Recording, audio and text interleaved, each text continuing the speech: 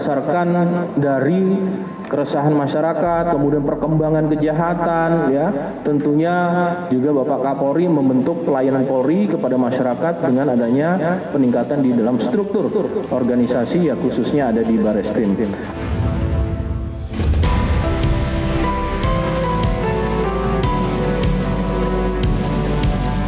Pelayanan dan perlindungan khusus kepada perempuan dan anak serta kelompok rentan lain yang berhadapan dengan hukum sesuai dengan ketentuan undang-undang.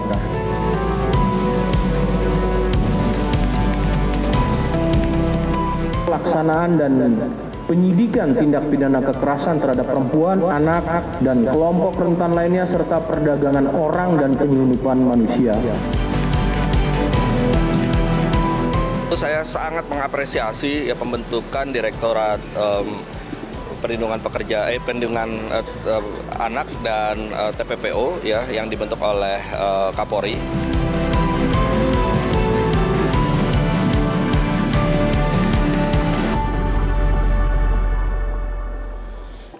Pemirsa, kekerasan terhadap perempuan dan anak di Indonesia masih menjadi isu serius yang membutuhkan perhatian semua pihak. Sebagai peran serta dalam mendukung terwujudnya perlindungan terhadap anak dan perempuan, Kapolri Jenderal Listio Sigit Prabowo membentuk Direktorat Tindak Pidana Perlindungan terhadap Perempuan dan Anak PPA serta Pemberantasan terhadap Perdagangan Orang atau PPO. Dan untuk membahasnya kita akan berbincang bersama Kepala Unit PPA di Ditbidum Bareskrim Polri AKBP Emma Rahmawati dan Deputi Bidang Perlindungan Khusus Anak Kemen PPA Bapak Nahar. Selamat malam Bu Emma, selamat malam Pak Nahar. Terima kasih telah hadir bersama kami di Studio Metro TV. Saya akan langsung memulai perbincangan dari Bu Emma terlebih dahulu. Bu Emma, ini kan kekerasan apabila kita lihat terhadap perempuan dan anak khususnya di Indonesia jumlahnya meningkat, bukan menurun seperti itu ya Bu ya. Tapi kemudian dari data sendiri jenis kejahatan seperti apa yang selama ini kerap dialami oleh anak-anak ataupun perempuan? Sebagian besarnya seperti apa jenisnya?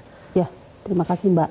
Jadi kalau dari data kami yang kami kumpulkan dari unit PPA dari mulai tingkat Mabes Polri sampai dengan tingkat Polres, unit PPA ada di Mabes Polri, Bareskrim Polri, di Polda-Polda dan di Polres-Polres. Itu untuk data kekerasan terhadap perempuan itu didominasi oleh kasus KDRT, kemudian juga perkosaan. Tetapi kemudian untuk kasus kekerasan terhadap anak itu luar biasa sekali Mbak, itu didominasi oleh kasus persetubuhan, kekerasan secara fisik maupun psikis, dan pencabulan. Itu adalah 3 jenis tindak pidana yang tertinggi yang dialami oleh anak-anak kita di Indonesia. Oke. Itu memang. Nah ini apa kemudian menjadi faktor penyebab sehingga kemudian kasus-kasus yang dialami oleh perempuan dan anak seperti KDRT perkosaan ataupun tadi anak ada pencabulan, kemudian persetubuhan, kekerasan seksual seperti itu. Apa kemudian faktor yang utamanya Bu? Ya, kalau dilihat dari mengapa anak-anak ini terpapar atau anak-anak ini menjadi korban, itu yang pertama kami lihat bahwa memang keadaan ekonomi ya. Kemudian kebanyakan ini korban ini kan terjadi di kalangan menengah ke bawah. Kemudian juga yang paling penting lagi adalah pengaruh negatif daripada media sosial. Pornografi yang semakin mudah didapatkan di gadget media sosial, kemudian juga pola asuh orang tua itu juga menjadi salah satu penyebab, dan yang terutama itu memang juga sekarang anak-anak pergaulan sekarang ya itu juga menjadi pendorong lingkungan kenapa ya, karena kita ketahui juga banyak pelaku-pelakunya untuk karakteristik kekerasan terhadap perempuan anak ini juga adalah orang-orang terdekat, terutama untuk anak-anak ya, orang-orang terdekat di lingkungan keluarga itu juga menjadi pelaku kekerasan terhadap anak ini, terutama kekerasan seksual. Nah itu juga menjadi salah satu penyebab, artinya sekarang lingkungan keluarga juga ternyata sebagian besar bukan menjadi ranah yang aman buat anak-anak ya, bukan kita parno, tetapi memang pada faktanya saat ini banyak sekali kasus-kasus kekerasan terhadap anak, terutama ya kekerasan fisik, seksual itu terjadi di lingkungan keluarga, termasuk juga di lingkungan pendidikan ya, bullying dan lain-lain gitu. Oke, baik. Kita beralih ke Pak Nahar mengenai data dari Kemen PPA sendiri seperti apa mengenai kasus kekerasan, terutama ini khususnya terhadap anak. Ini kan memang jumlahnya meningkat ya, seperti itu Pak Nahar. Iya, kami menggunakan dua sumber data ya. Karena misalnya angka yang terus meningkat itu berdasarkan data pengaduan, laporan. Oke. Tetapi kami harus memastikan bahwa secara prevalensi kekerasan terhadap anak ini posisinya seperti apa. Dan ini juga sebagai alat ukur kita untuk memastikan apakah upaya-upaya yang dilakukan oleh pemerintah dan masyarakat itu mencapai tujuannya. Kalau tujuannya itu kan untuk menurunkan, menekan dan menurunkan. Oleh karena itu maka dari sisi prevalensi kekerasan berdasarkan survei nasional pengalaman hidup anak dan remaja itu turun. Paling tidak dari hasil survei tahun 2018 ke 2021. Nah, 3 tahun kemudian tahun ini kita sedang melaksanakan survei. Nah, nanti kita bisa cek posisi kekerasan terhadap anak di Indonesia ini seperti apa. Lalu kemudian sumber data yang kedua adalah ini juga upaya untuk mendorong agar yang melapor itu banyak.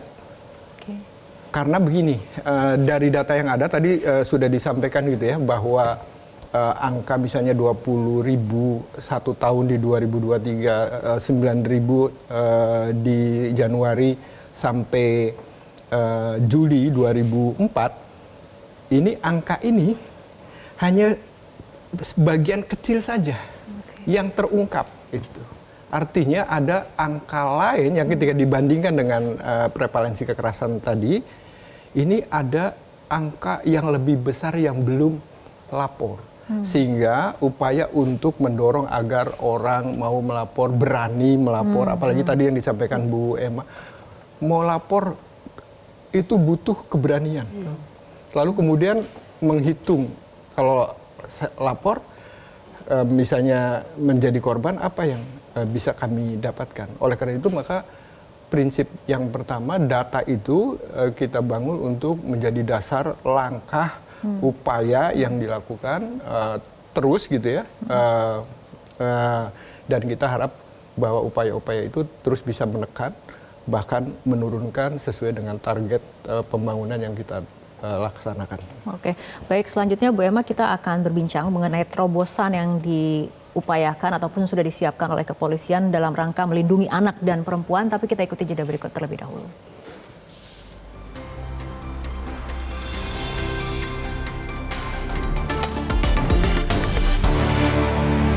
Didukung oleh Pemirsa, kita akan lanjutkan kembali perbincangan kembali ke Bu Emma mengenai salah satu terobosan yang telah dilakukan oleh Kapolri Jenderal Listio Sigit Prabowo dalam upaya melindungi anak dan perempuan kan dengan membentuk Direktorat Tindak Pidana Perlindungan Terhadap Perempuan dan Anak serta Pemberantasan Perdagangan Orang seperti itu. Nah, ini apa kemudian yang membedakan antara direktorat baru ini dengan unit-unit sebelumnya, terutama ini fokusnya adalah dalam menangani kekerasan terhadap anak dan perempuan, Bu Emma? Ya.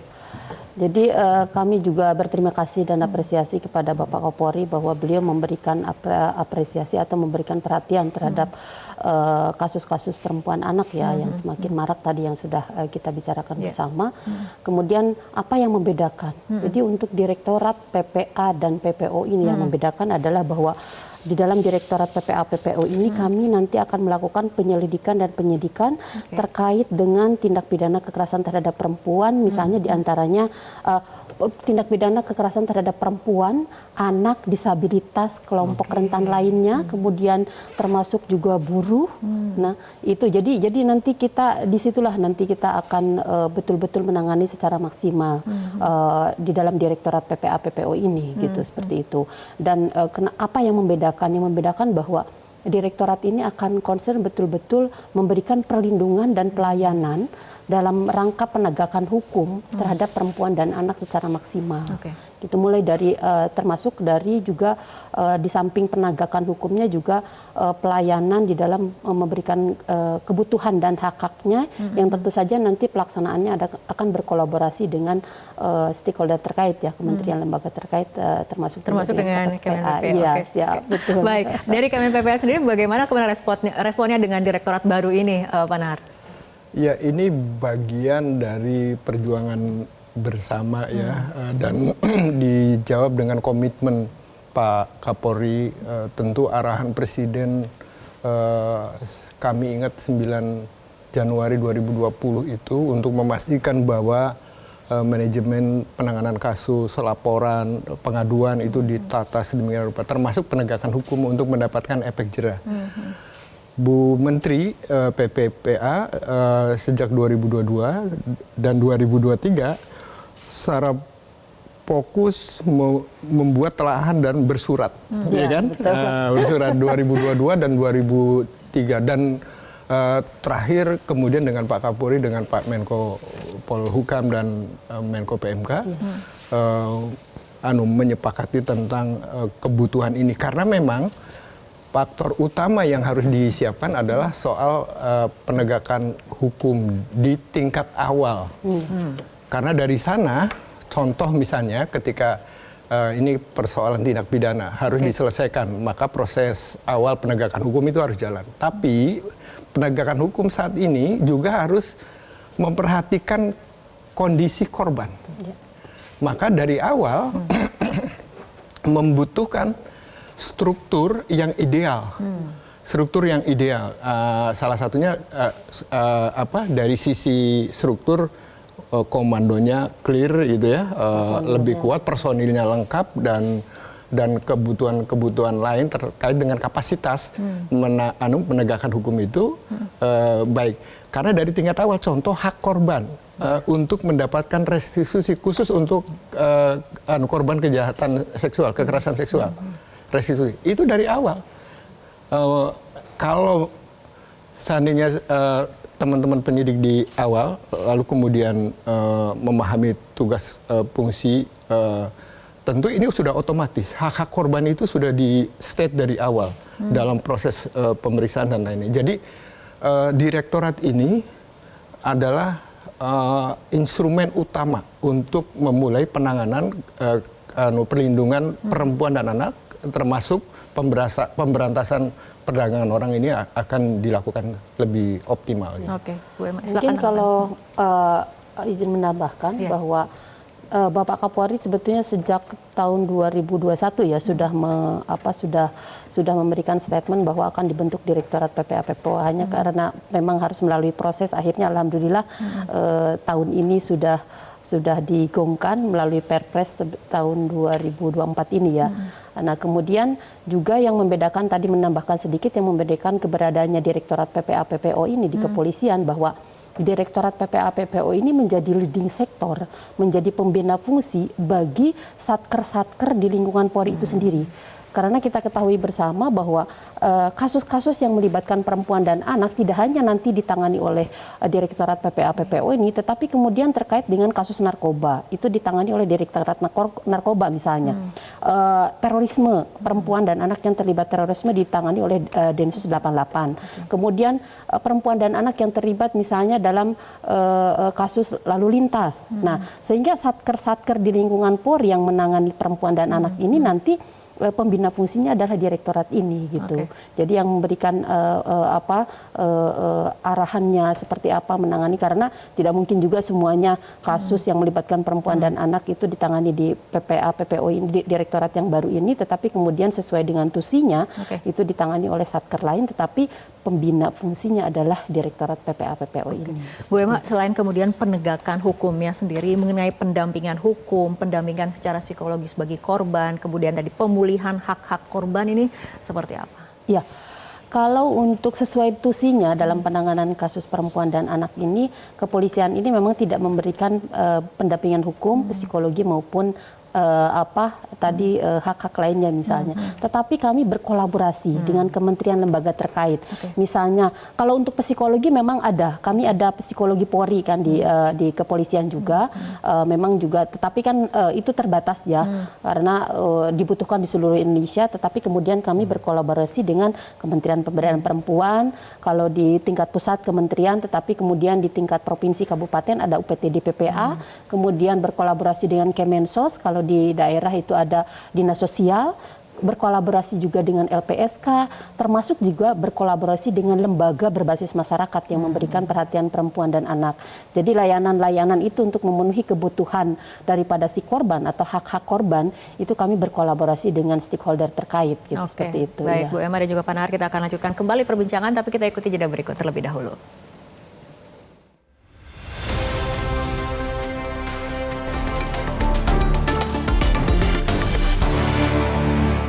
Didukung oleh Pemirsa, kita akan lanjutkan kembali perbincangan.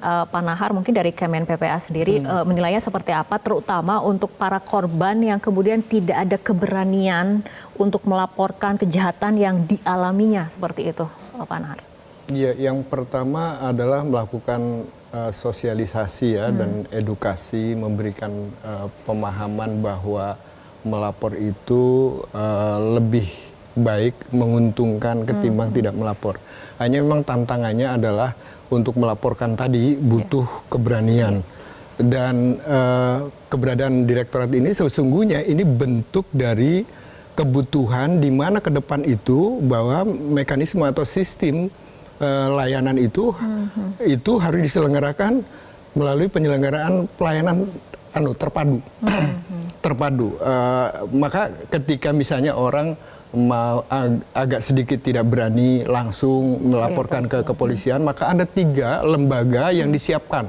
Ada UPT DPPA, ada UPT Sosial, ada lembaga penyedia layanan berbasis masyarakat. Didampingi lapor ke polisi, lalu kemudian proses itu berjalan. Di dalam proses itu tadi ada beberapa manfaat yang ketika lapor, maka hak sebagai korban untuk pemulihan fisik, psikis itu ada mekanismenya sendiri, sehingga itu menjadi menguntungkan bagi siapapun, khususnya bagi para korban. Oleh karena itu kami mendorong bagi siapapun yang melihat, mendengar, bahkan mengalami, segeralah lapor ke kepolisian terdekat atau ke call center khusus kekerasan 129. 129 call center ya. Bu Emma, tanggapannya? Iya, memang betul bahwa masyarakat saat ini tidak perlu takut, karena yang tadi sudah sampaikan Pak Nahar bahwa pelaporan untuk kasus ini sudah terbuka luas, tidak harus langsung ke kepolisian, tetapi tadi ada lembaga-lembaga lain yang bisa menerima, diberikan kewenangan untuk menerima pelaporan dari masyarakat. Itu sangat penting karena tadi membangun keberanian, berani speak up, karena karakteristik kasus kekerasan seksual ini, terutama ya kasus kekerasan seksual, merasa bahwa itu adalah aib, itu adalah aib, kemudian itu ya tadi memalukan, itu takut nanti menjadi stigma dari masyarakat, gitu, seperti itu. Nah itu menjadi salah satu karakteristik kenapa juga mungkin korban kemudian takut karena ada diancam, gitu, seperti itu.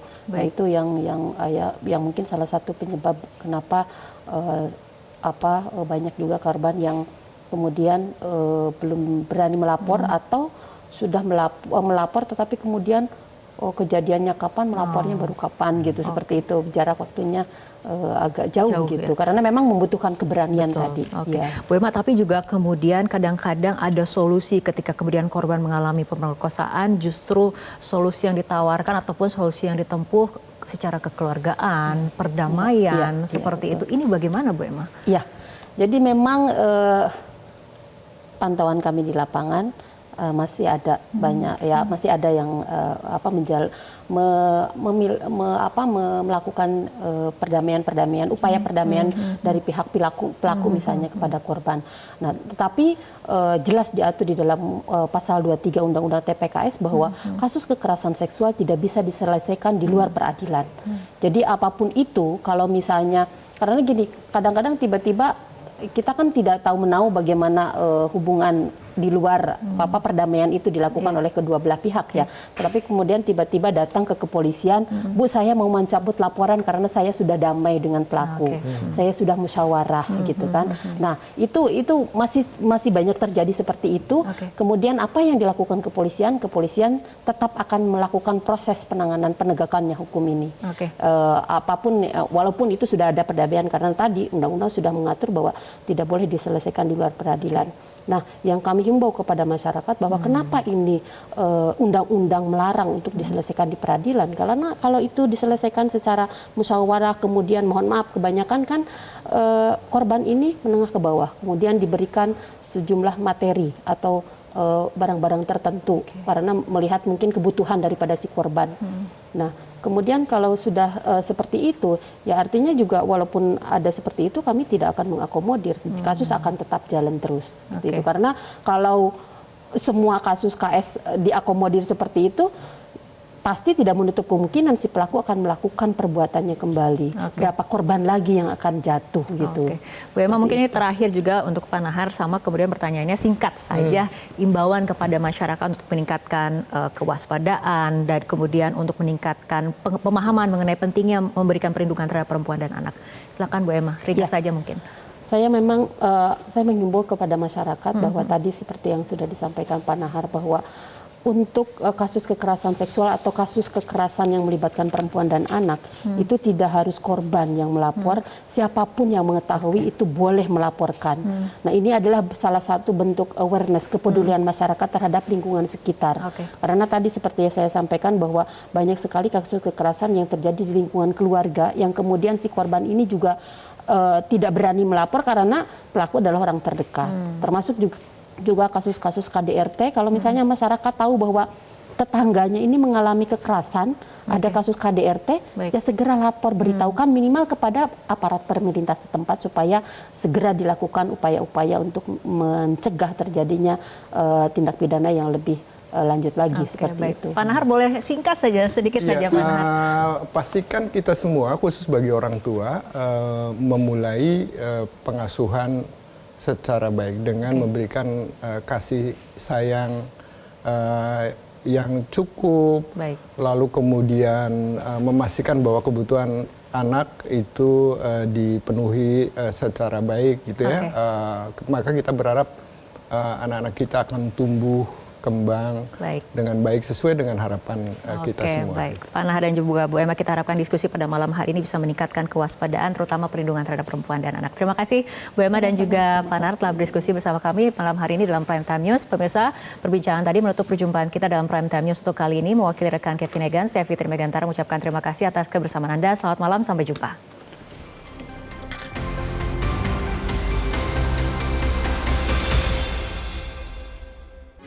Metro TV. Jelajahi cara baru mendapatkan informasi. Download Metro TV Extend sekarang.